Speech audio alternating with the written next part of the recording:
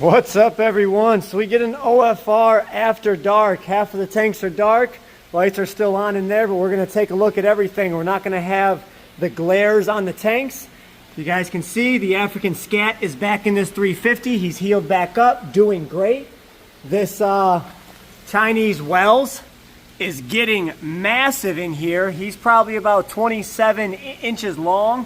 Let me go ahead and put my hand up next to him. There he goes. He can definitely swallow my hand if he wanted to, but he is putting on some size.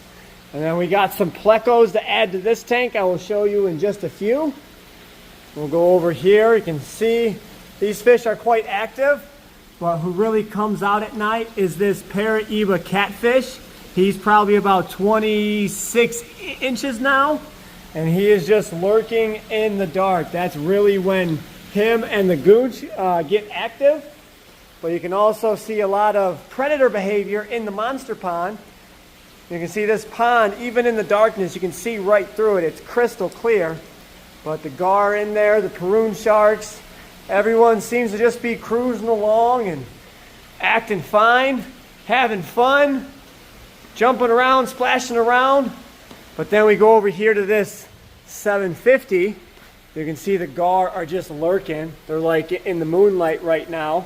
But now you can really see these boys here. There's no glare on the front glass. And man, oh man, there is my boy, my goonch. He is about 3 foot long. There goes my hand next to him. You can see he is a big, big boy. Same thing with this Jow catfish here. And I actually think he is the smaller one now. The smaller one outgrew him. Koi are looking great. Frontosa. You can really see some breeding behavior going on here. The Oscars have this nest. The Argentiae have that nest. I have rehomed a couple of fish out of this tank so far. The green terror is the only one I can remember right now. There might have been another one. Not 100% sure. Can't really see this tank in the dark, but the Jow's in there doing great, and the Dorado really wakes up during the nighttime. Look at that bass. He's got some great coloration on him. But I want to take you guys into the fish room and show you a few more things. Let's see Mr. Pumbaa, the Stanley Pool puffer. He is out perusing the tank. He is doing phenomenal in this globe tank. Everyone thought he'd do so bad, but he's got small, bits down there to wallow in, and he is very active and looks great. So if his dad is watching, there goes your boy. He is still doing phenomenal. Well, let's go ahead and walk in here. This is where I'm going to be moving that goonch to this week. There was a few things we had to finish up, but look how crystal clear this 3000 is right now.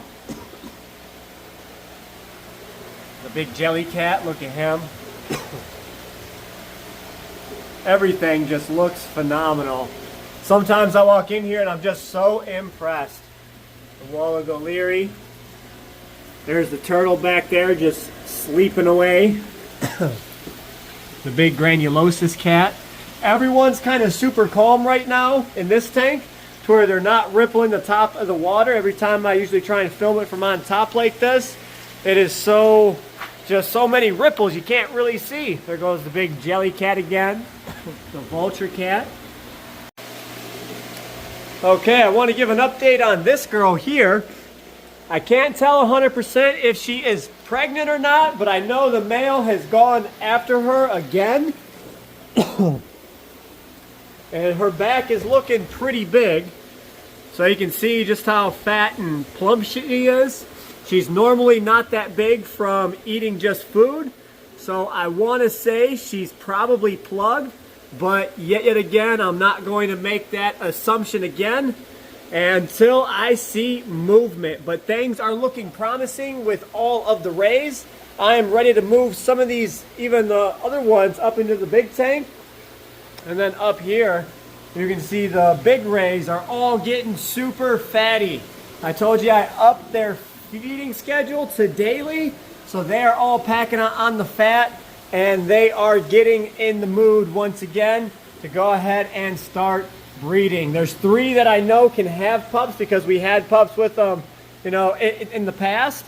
But now I think the rest of them are getting ready to go online and be able just to start having a field day. So we're super excited about that.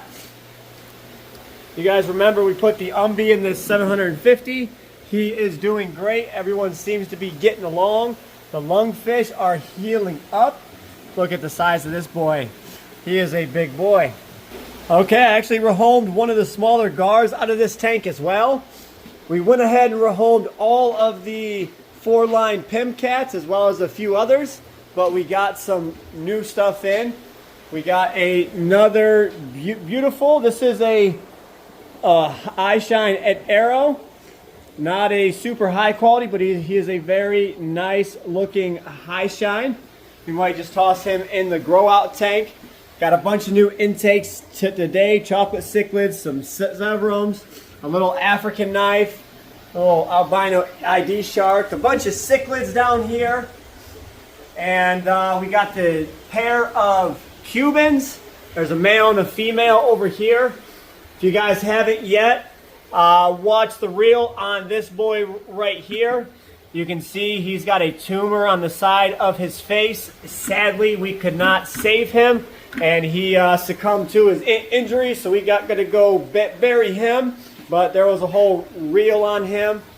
Got this albino giant gourami down here. And some of you were asking about the freshwater eel, the tiger moray. He is still down here. He has not yet been cleared from quarantine, and I still have to get him feeding pretty well on frozen food. He is proven to be a little bit tricky. Got a bunch of small community fish down here that can be rehomed as well. We went ahead and condensed a couple of tanks.